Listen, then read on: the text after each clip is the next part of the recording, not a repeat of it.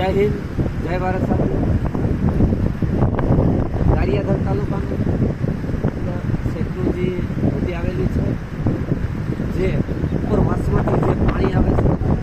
ગારિયાધારથી કુંડલા જતો main highway કહેવામાં આવે છે, જે જેસર સાઈડ પણ જાય છે અને આજુબાજુના ગામડાઓમાં જોડતો માર્ગ છે. અને જે આપણે તમને પુલના દ્રશ્યો દેખાડીશ, એ જે ગારિયાધારથી જેસરની મેઇન હાઈવે અને કુંડલા મેઇન હાઈવે આગળના ગામને જોડતો એક માર્ગ છે, હાઈવે કહેવામાં. જે પુલ જે છે તેની નીચે જે સ્તંભ ઊભા કરવામાં આવ્યા છે એ અત્યારે વિકસિત થઈ ગયેલા છે અને એમાંથી મટીરિયલ નીચે પડી ગયું અને સળિયા પણ દેખાય છે.